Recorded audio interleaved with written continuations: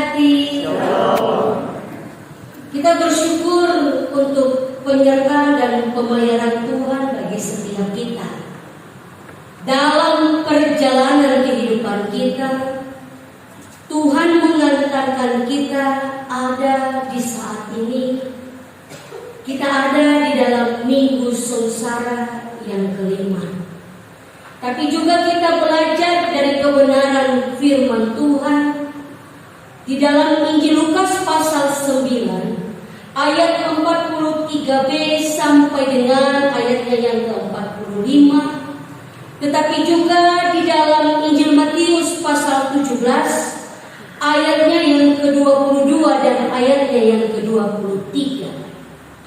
Tim penata Sinode GKI di Tanah Papua memberikan sebuah tema, memberikan sebuah judul dalam perenungan kita, yaitu Yesus Anak Manusia. Tema kita yaitu Yesus Anak Manusia. Bapak Ibu saudara-saudari jemaat yang saya kasihi di dalam Tuhan Yesus Kristus, dengan membaca kebenaran firman Tuhan ini, ada dua hal kata kunci yang akan kita pelajari bersama-sama di saat ini. Yang pertama kita akan belajar yang kata kunci yang pertama yaitu tidak mengerti. Dan yang kedua, sedih sekali. Mari kita bahas satu persatu dari dua kata kunci ini. Yang pertama diungkapkan tentang tidak mengerti. Bapak Ibu saudara-saudari yang saya kasihi di dalam Tuhan Yesus Kristus, apa kata, apa arti dari tidak mengerti? Kita melihat dari pembacaan kita di saat ini mengungkapkan bahwa ketika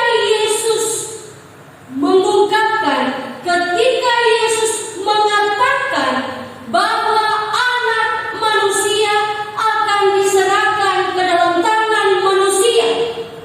Saat itu para murid-murid tidak mengerti apa yang diungkapkan, apa yang dikatakan oleh Yesus Kristus pada saat itu. Mereka takut bertanya kepada Yesus. Mereka takut untuk bertanya. Mengapa para murid-murid takut bertanya kepada Yesus pada saat itu?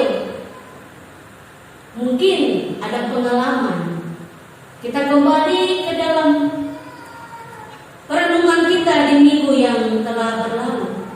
Ketika Petrus bertanya kepada Yesus, Yesus katakan apa? Tenyalah kau iblis.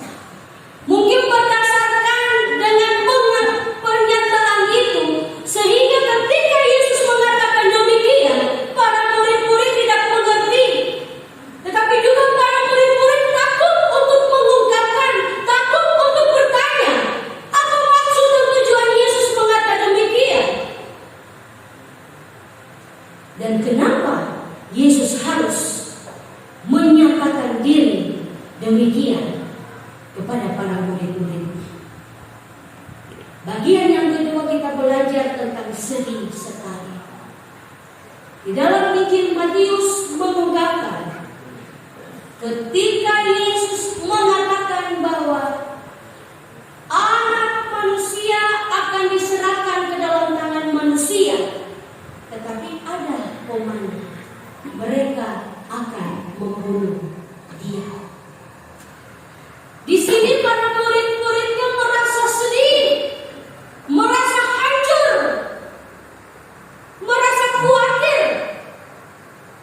Karena ketika di dalam masa-masa penginjilan Yesus bersama para murid-muridnya, ketika para murid-muridnya tahu bahwa dia adalah guru, dia adalah Mesias, dia adalah idola bagi setiap para murid-muridnya, mereka akan membunuh dia.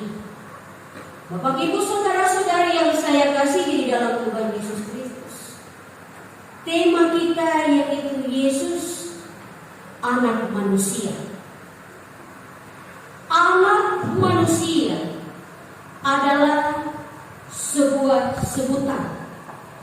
sebuah gelar yang menunjukkan kemanusiaannya.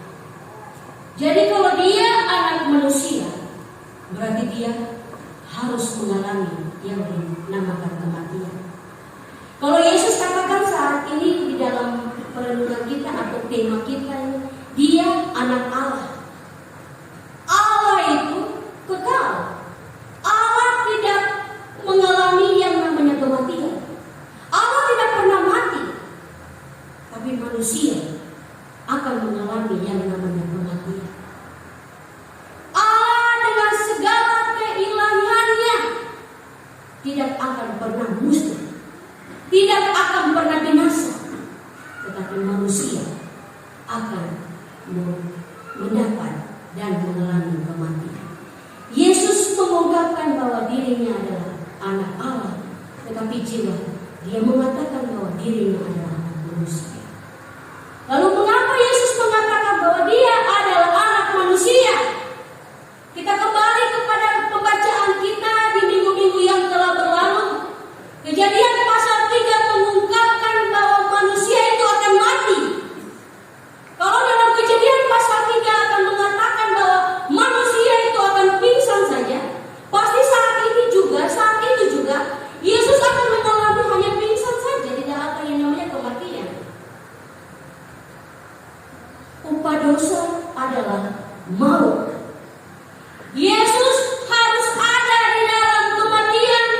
Yesus harus mengalami kematian untuk menebus segala dosa-dosa setiap manusia, setiap perbuatan manusia yang ada di dalam dunia. Para murid-muridnya, maka setiap kita orang yang percaya kepada Dia. Bapak Ibu saudara-saudari yang saya kasihi di dalam Tuhan Yesus Kristus, kita belajar dalam minggu sengsara yang kelima ini. Kita belajar lebih kepada Yesus, anak manusia. Lahir sebagai manusia, menjalani kehidupan sebagai anak manusia, bahkan harus mati ke dalam tangan manusia untuk setiap dosa manusia.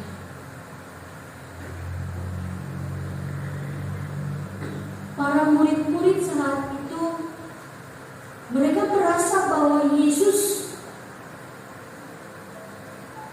sedang berkata, Yesus sedang mengungkapkan, tetapi mereka tidak paham dan tidak mengerti. Bahkan setiap kita juga Bapak Ibu, ketika Yesus mengatakan demikian dengan secara tiba-tiba, ketika saya mengatakan ketika kita ada sejenak, saat ini kita semua ini ada bersama-sama dengan Yesus dalam perjalanan pelayanan, penginjilan.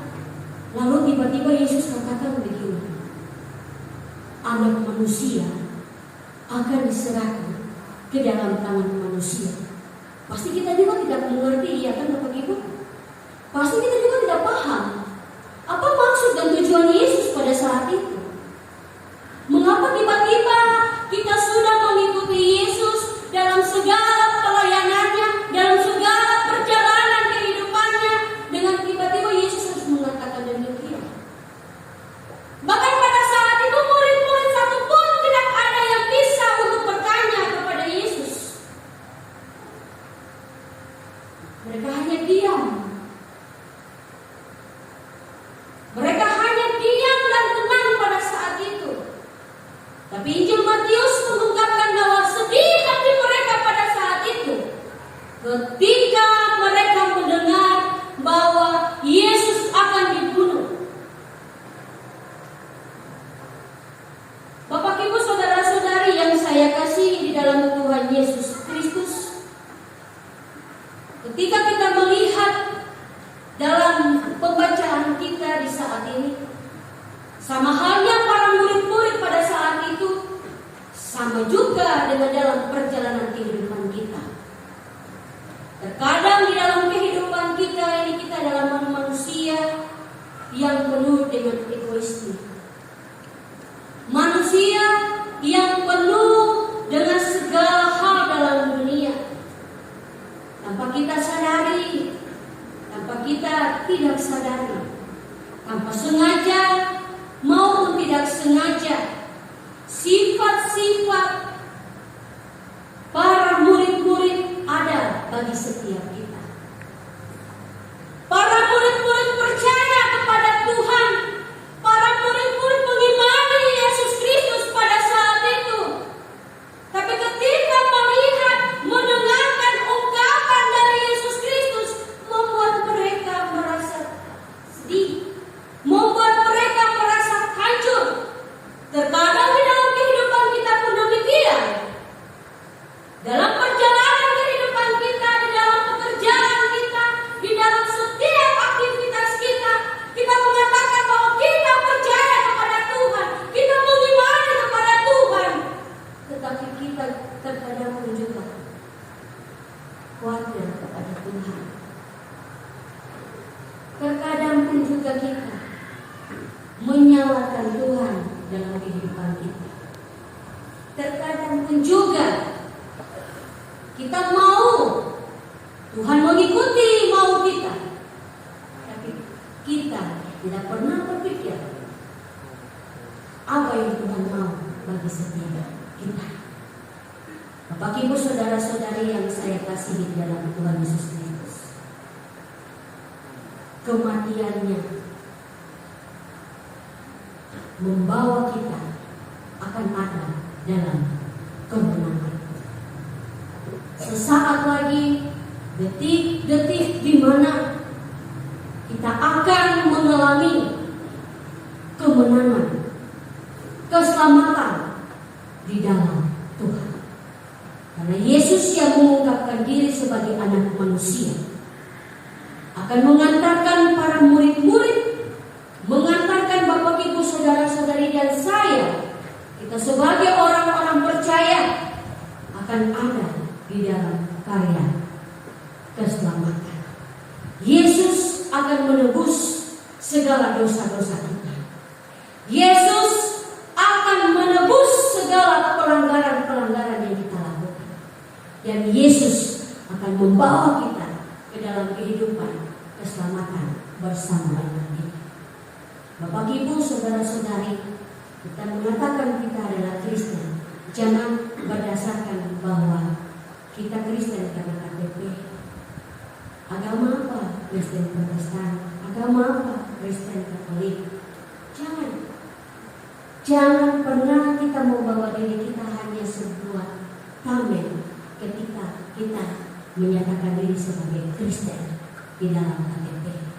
Tapi yang mana kita menyatakan diri sebagai Kristen yang sesungguhnya, yang benar, yang suci, yang kudus. Pendeta, bagaimana caranya? Dengan kita mengimani Yesus dalam diri kita, dengan kita percaya Yesus dalam kehidupan kita, dengan kita melakukan apa yang Tuhan perintahkan kepada kita, dengan kita melibatkan Tuhan dalam setiap perjalanan kehidupan kita. Orang yang hidup di dalam Tuhan saja banyak masalah, banyak persoalan. Siapa yang bilang hidup di dalam Tuhan tidak ada masalah? Siapa yang bilang hidup di dalam Tuhan tidak ada persoalan, tidak ada tantangan dunia? Siapa? Adakah di antara kita, Bapak Ibu? Adakah di antara kita tidak punya beban-beban hidup dalam kehidupan kita? Semua kita punya hal-hal demikian. Semua kita mengalami proses-proses dari Tuhan. Tapi bagaimana kita membawa diri kita ini untuk selalu percaya, untuk selalu mengimani Tuhan dalam kehidupan kita. Para murid-murid, tetapi juga bagi setiap kita, kita harus bisa melihat karya-karya Yesus dalam kehidupan kita. Tidak pernah Yesus meninggalkan kita sedetik pun, Bapak Ibu. Nah, pas kehidupan yang saat ini ada bersama-sama dengan kita, itu adalah cinta bukti, cinta kasih Tuhan dalam setiap kehidupan kita. Kalau hari ini kita mau mengimani Tuhan dalam kehidupan kita, kita mau percaya Tuhan dalam kehidupan kita, sungguh luar biasa akan mengantarkan kita untuk mengalami setiap proses-proses yang ada dalam kehidupan kita. Manusia tidak membawa kita ke dalam kekekalan. Yesus menjadi anak manusia untuk mengalami yang ada namanya kematian. Tapi sesungguhnya Yesus adalah anak Allah. Dia datang sebagai manusia untuk menebus segala dosa-dosa kita. Tapi dia adalah anak Allah. Hidupnya dalam kekekalan. Mujizat-mujizatnya adalah kekal. Mujizat-mujizatnya adalah nyata. Dan semuanya itu ada bersama-sama dengan dia. Kalau Bapak Ibu Saudara-saudari yang saya kasihi di dalam Tuhan Yesus Kristus, kita adalah anak manusia. Kita adalah ciptaan serupa segambar dengan Tuhan. Manusia tidak membawa kita ke dalam kekal, tapi Allah membawa kita ke dalam kehidupan yang sesungguhnya. Suami istri kita tidak membawa kita ke dalam kekekalan. Anak-anak kita tidak membawa kita ke dalam kekekalan. Tapi ketika kita yang dikatakan sebagai manusia, suami, istri, anak-anak, bahkan kehidupan keluarga, ketika kita membawa diri kita kepada Tuhan, Tuhan pun juga akan ada bersama-sama dengan kita. Bapak Ibu Saudara-saudari yang saya kasihi di dalam Tuhan Yesus Kristus, di dalam pemberitaan firman Tuhan di dalam Injil Lukas dan Injil Matius saat ini mengantarkan kita untuk kita tetap teguh mempertahankan keimanan kita, mempertahankan kepercayaan kita, untuk kita ada masuk di dalam minggu sengsara yang kelima, dengan terus kita merenungkan sungguh dahsyat dan luar biasanya Tuhan dalam setiap kehidupan kita, dalam setiap perjalanan kita, dalam setiap pekerjaan kita, dalam setiap aktivitas kita, dalam setiap kegiatan kita, dalam setiap keseharian kita sehari-hari. Tuhan Yesus memberkati kita dengan firman-Nya.